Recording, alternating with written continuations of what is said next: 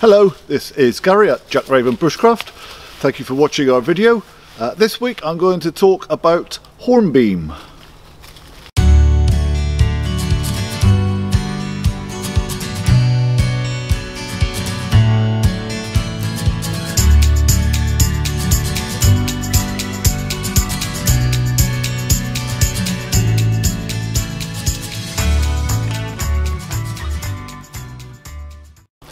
The Hornbeam is kind of behind me here. We've got lots of it in our ancient woodland in Kent. It is one of the most prolific species that we have in the woods.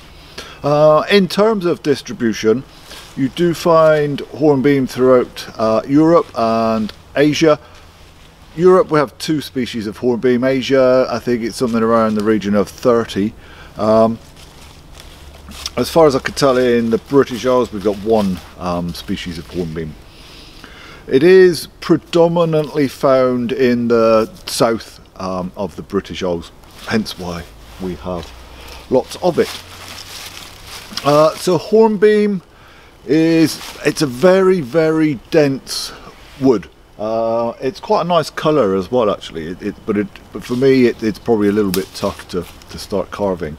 So yes, it is a very dense wood, and consequently in the past it's been used in lots of applications where dense wood is required. So it's been used in things like cogs for machinery, used for yokes for attaching cattle to a cart or a trailer, that kind of thing.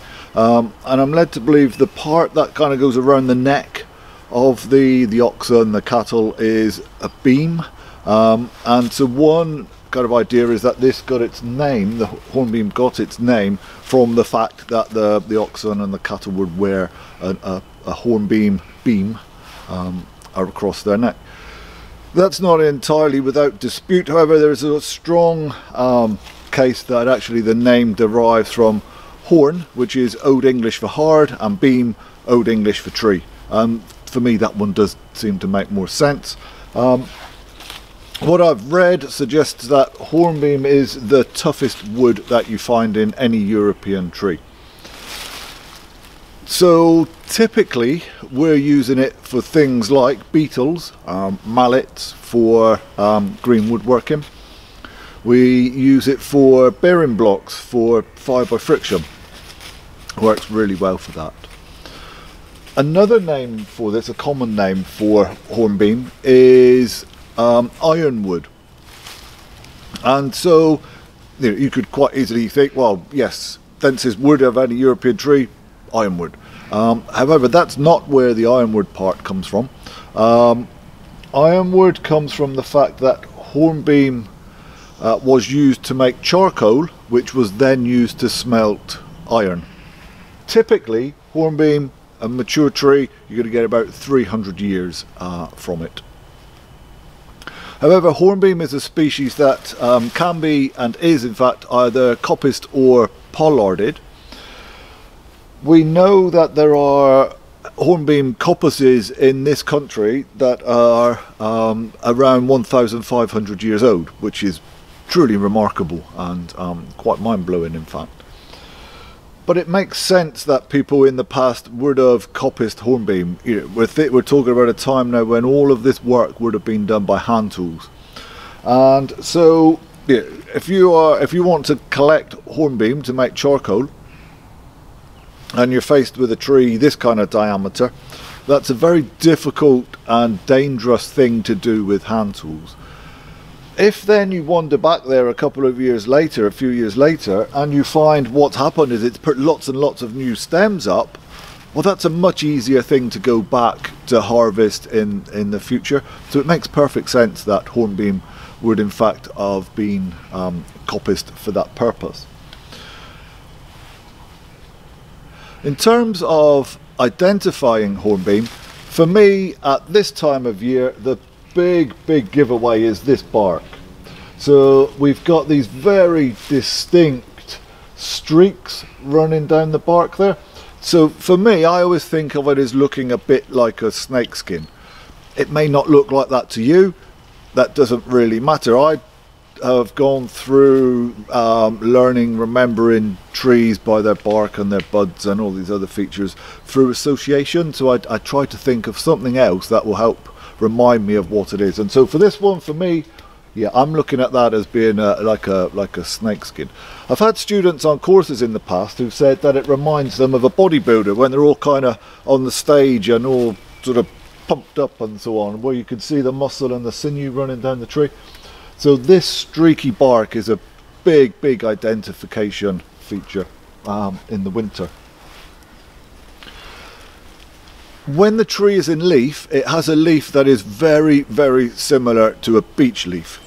To my eye, it's a slightly darker shade of green, slightly more matte in texture.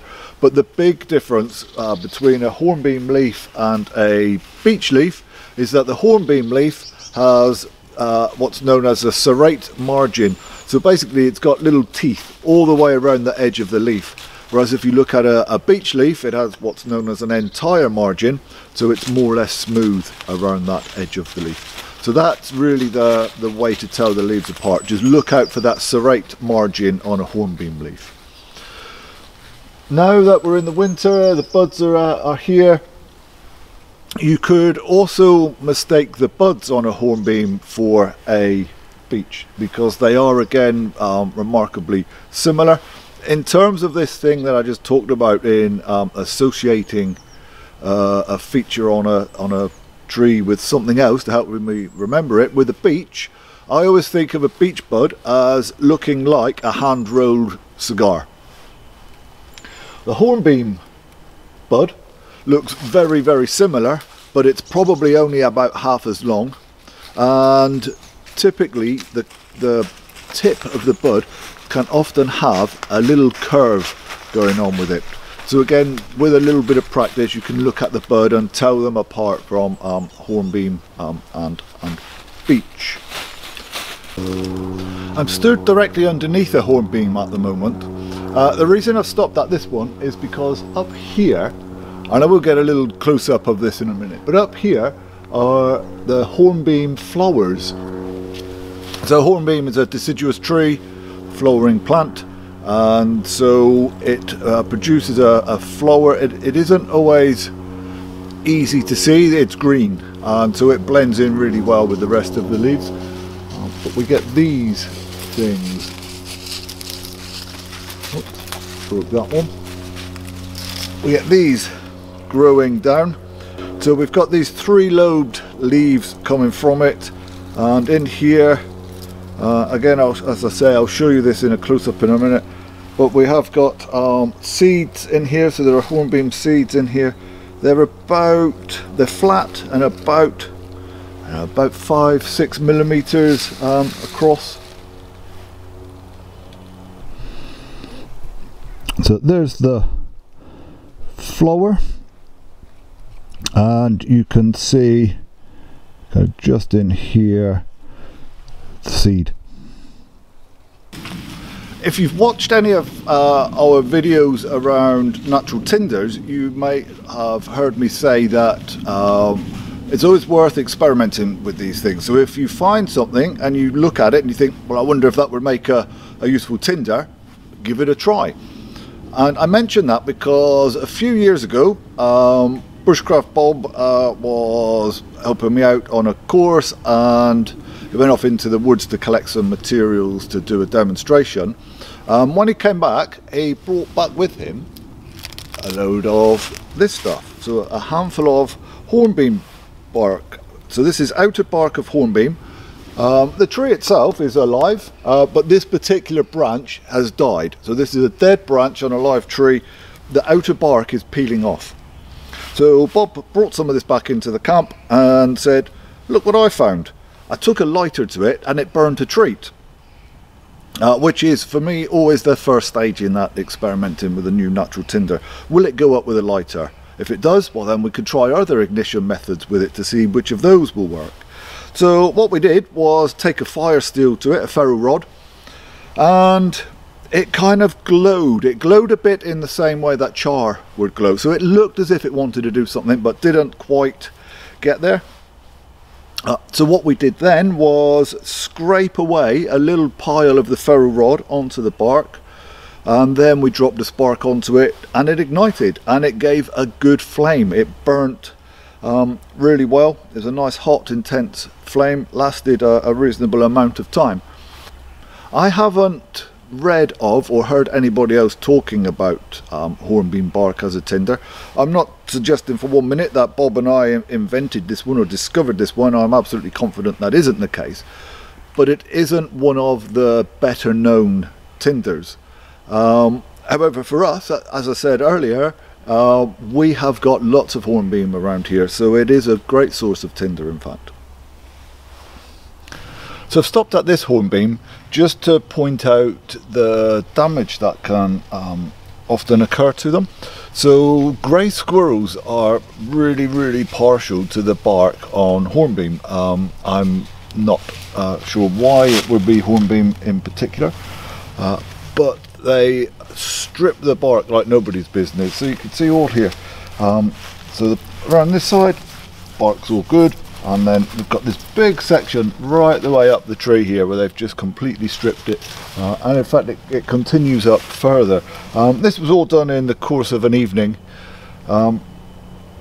So a couple of things strike me about this really. One is how vociferous squirrels are when it comes to hornbeam bark, but secondly just how resilient the tree itself can be. So I've seen in this woodland in our main camp a hornbeam that was completely stripped of its bark overnight, and yet that tree is still alive. It hasn't succumbed. It is still going. So yeah, we have a lot of issues here with grey squirrels stripping the bark, but fortunately, touch wood, it doesn't seem to do them too much harm, or at least it doesn't kill them. I've just stopped here. These are a couple of my favourite trees in our woodland. So yeah, we've got the two hornbeam here. I like them because they have character. They're gnarly, they're bent, they're twisted. We've got damage on them from squirrels where they've eaten the bark. We've got moss growing on them. Here they've actually started to grow into each other. They've actually melded into each other at this point. So yeah, I love these two trees. There's just something wonderfully characterful about them. Absolutely fantastic trees. Hope that's been useful for you guys, that it's something that you can add into your own bushcraft knowledge base, and it's given you a few things there that you can take away with you. I would hope to get some more content out next week. Make sure you don't miss out. Subscribe to either our blog or our YouTube channel. Either of them are Jack Raven Bushcraft. In the meantime, take care, stay safe.